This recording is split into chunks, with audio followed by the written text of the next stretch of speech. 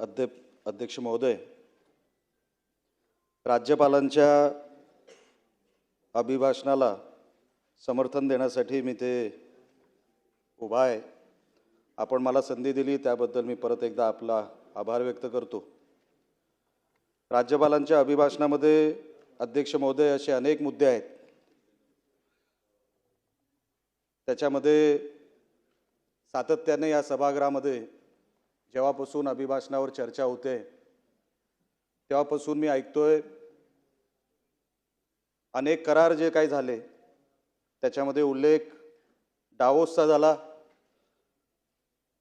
काही त्या बाकांवर काही म्हणजे एका सदस्यांनी ते डावोस म्हणत होते की डिवोर्स म्हणत होते, मला काही लक्षात आलेलं नाही, पण डावोसवर आणि त्या MOU मध्ये झालेल्या त्या सगळ्या ॲग्रीमेंटमध्ये अनेक ॲग्रीमेंट ह्या त्याचा उल्लेख ह्या अभिभाषणामध्ये आहे। इंडियन मॅरिटाईम वीकमध्ये जे 2025 मध्ये झालं त्याच्यामध्ये 56,000 करोडचे MOU साईन झालेले आहेत। मी सगळ्याच MOUचा उल्लेख करणार नाही, त्याच्यामध्ये MIDC खातं पण आहे। खरं तर राज्यपालांचं अभिभाषण हे पुढची दिशा देत असतं, तसंच बजेट पण असतं। जे डायरेक्ट आपलं सरकार कुठल्या डायरेक्शनने जाणार ते डायरेक्शन देण्याचं काम राज्यपालांचं अभिभाषण करत असतं। सगळ्याच विषयांवर स्पर्श करण्याचं काम महामहिम राज्यपालांनी केलेलं आहे, त्याबद्दल मी त्यांचं जाहीर कौतुक देखील करतो। त्याच्यामध्ये 30 लाख करोडचे MOU साईन झालेले आहेत डावोसमध्ये, याचाही उल्लेख झाला, त्याच्यावरती खिल्ली उडवली गेली। मला कळत नाही अध्यक्ष महोदय,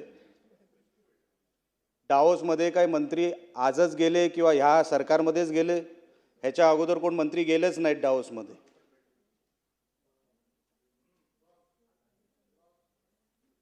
नाही, काय हरकत नाही, ह्याच्या अगोदर काय कोण मंत्री गेलेच नाहीत डावोसमध्ये, आणि जेव्हा ते मंत्री गेले तेव्हा कुठले करारच झाले नाही आहे का? त्या करारांचा उल्लेखच झाला नाही आहे का कुठल्या मिनिट्समध्ये? पण आपण बोलायचं म्हणून बोलतो आणि ऐकायचं म्हणून या सभागृहात आमच्यासारखे नवीन सदस्य ऐकतायत, पण ठीक आहे। त्याच्यामध्ये FDIचा उल्लेख झाला। देशामध्ये महाराष्ट्र हा 1 नंबरचा राज्य FDI जमवण्यामध्ये त्याचा उल्लेख आता ह्याच्यामध्ये झालेला आहे राज्यपालांच्या अभिभाषणामध्ये।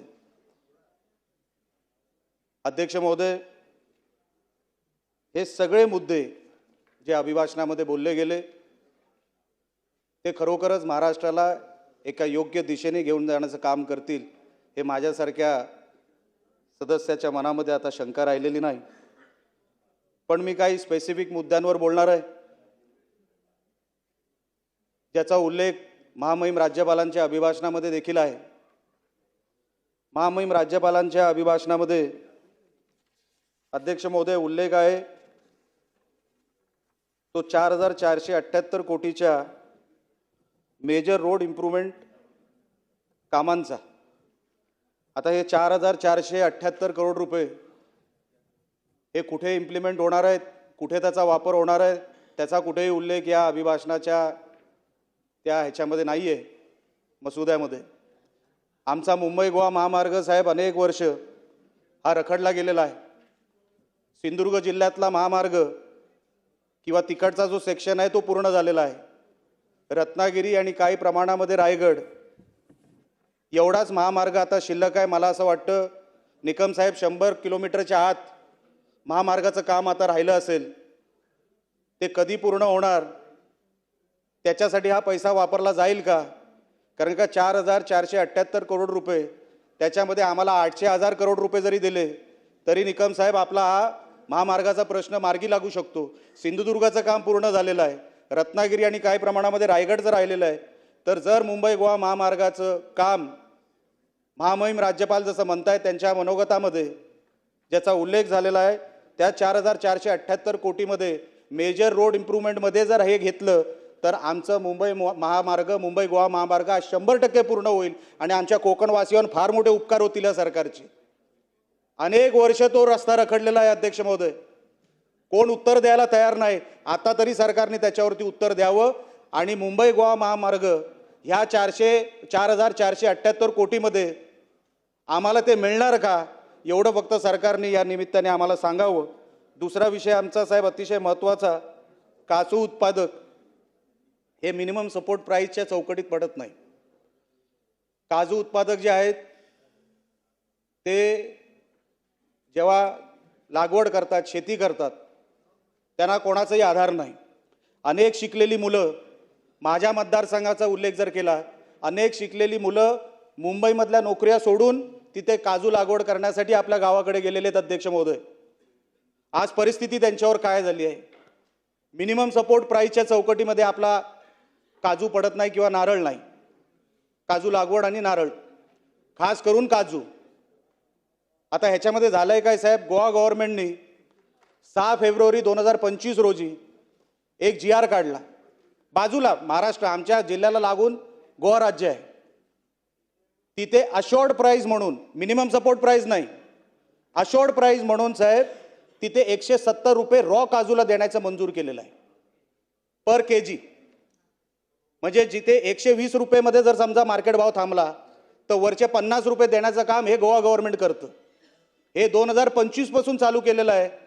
आणि आजचा जो काजू उत्पादक आहे माझ्या जिल्ह्यामध्ये, कदाचित रत्नागिरी जिल्ह्यामध्ये पण तीच परिस्थिती असावी साहेब. काजू उत्पादक हा पूर्णपणे रसातळाला गेलेला आहे.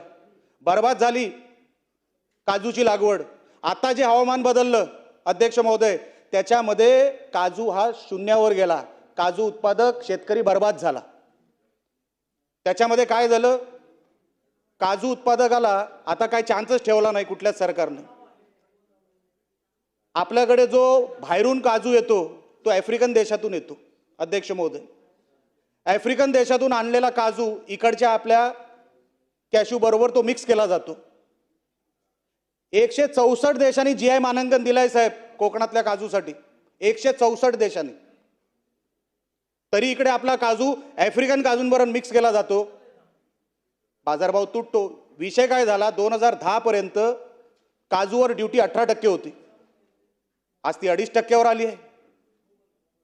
बाहेरचा जो काय एक्सपोर्टचा माल आपल्याकडे मिक्सिंगसाठी आला, काजू उत्पादक साहेब शून्यावर गेला, 0वर गेला. त्याच्याकडे आता काय नाही शिल्लक राहिलं.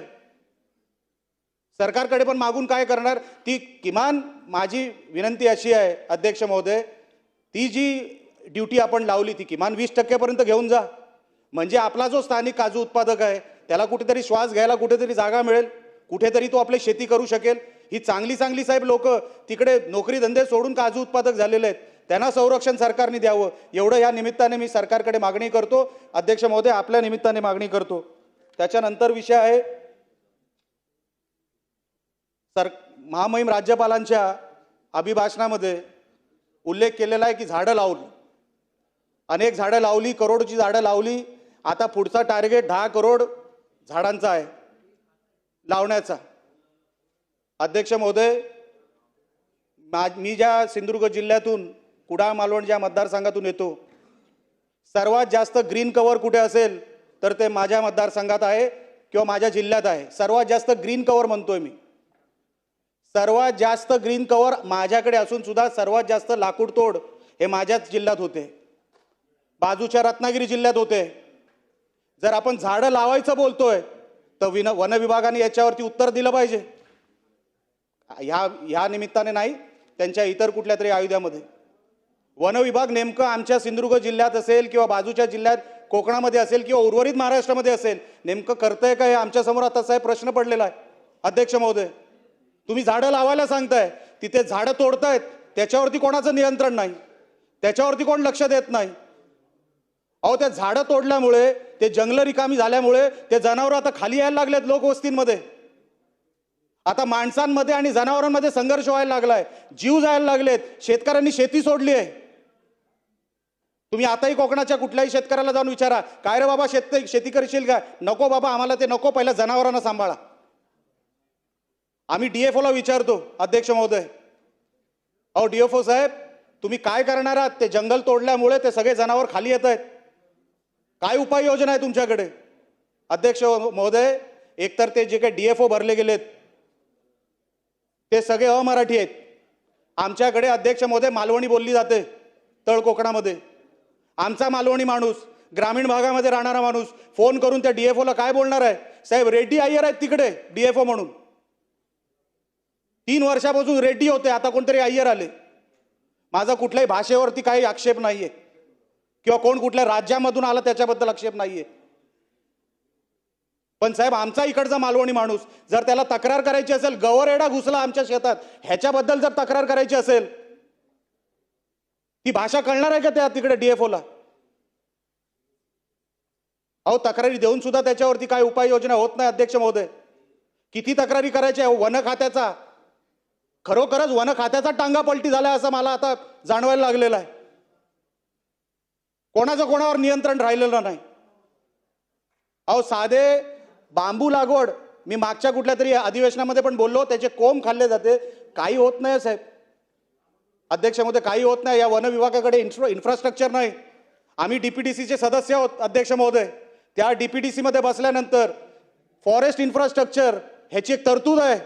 आपण जंगलामध्ये कसलं फॉरेस्ट इन्फ्रास्ट्रक्चर उभं करतोय, कोणासाठी उभा करतोय ते ह्याचं कधीतरी आम्हाला कळव. लाखो रुपये फॉरेस्ट इन्फ्रास्ट्रक्चरच्या नावाखाली चाललेत आणि आपण इथे झाडं लावं सांगतोय. अहो झाडं वाचवणार कधी आपण? ती जंगलं रिकामी होत चाललेत, कोणतरी लाकूड तोडून घेऊन चाललेलं आहे. आपलं काही नियंत्रण नाही अध्यक्ष महोदय. ह्याच्यावरती सरकारने लक्ष द्यावं. महामहिम राज्यपालांच्या मनोगतामध्ये ह्याचा उल्लेख झालेला आहे, म्हणून मला हा विषय इकडे बोलावा लागला. ट्री कव्हरचा आताच साहेब महामहिम राज्यपालांच्या अभिभाषणामध्ये असाही उल्लेख आहे की जवळपास 15,575 करोड हे फायनान्शियल असिस्टन्स हे क्रॉप डॅमेजला देणार आहे. माझ्याबरोबर अनेक इकडे कोकणाचे पण आमदार बसलेले आहेत. साहेब अजून पंचनामे सुद्धा साधे झालेले नाहीत.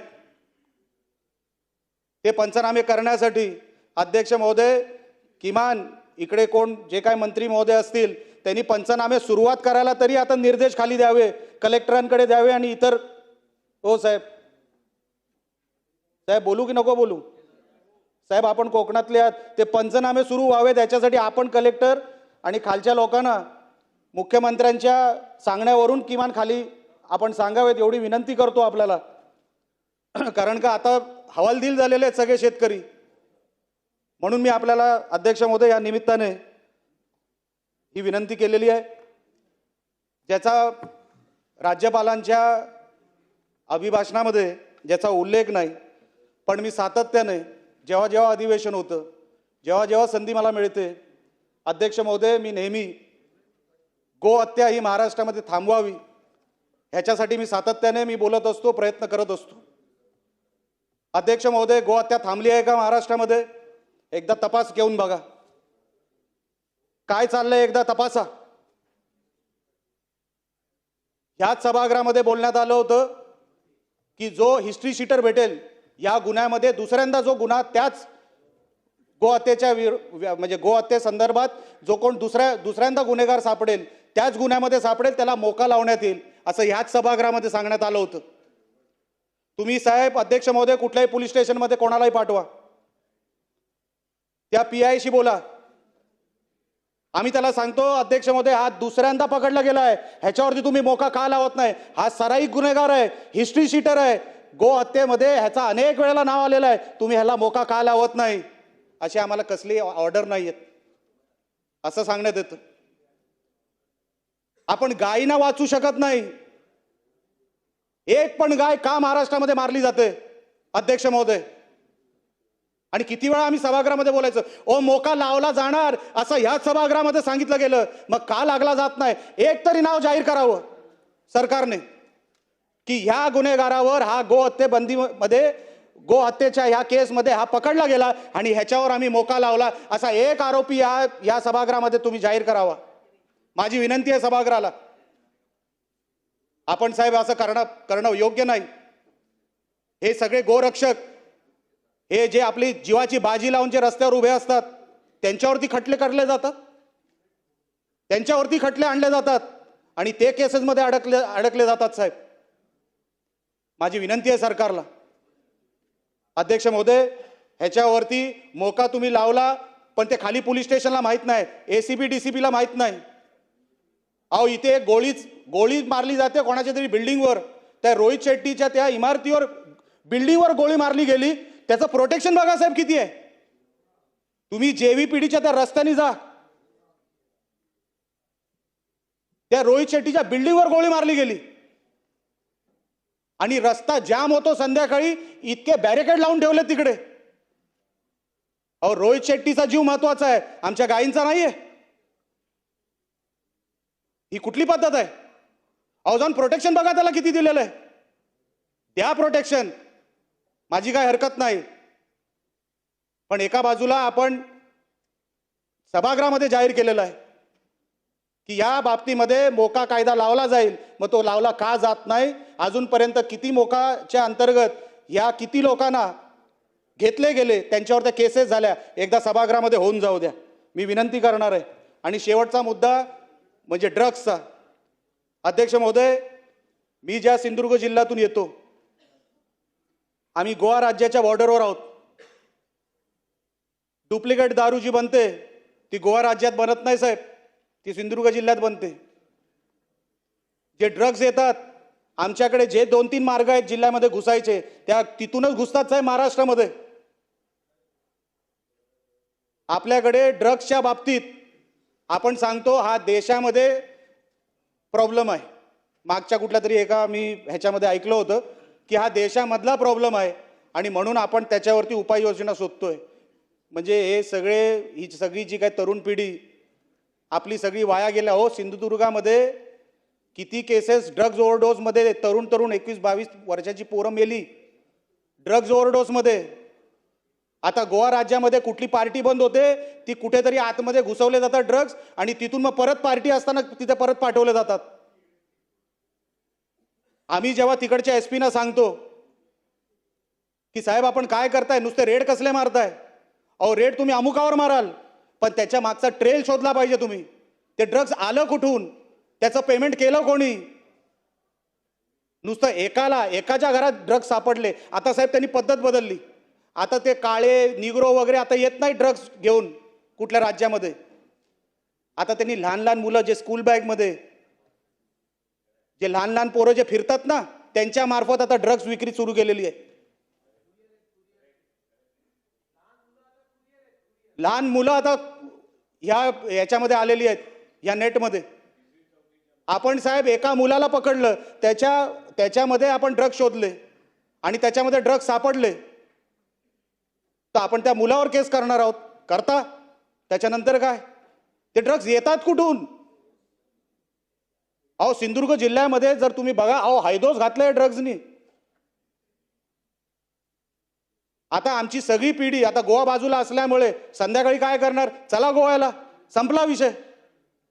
मग आपण काहीतरी हे थांबवण्यासाठी आपण काहीतरी सरकार म्हणून हे करणार आहोत की नाही? अध्यक्ष महोदय, आपल्या या निमित्ताने महामहिम राज्यपालांच्या या सगळ्या अभिभाषणामध्ये समर्थन करण्यासाठी जरी उठलो असलो तरी हे सगळे विषय गंभीर आहेत, सगळे विषय महत्त्वाचे आहेत आणि सगळे विषय हे तातडीने ह्याच्यावरती लक्ष देणं गरजेचं आहे.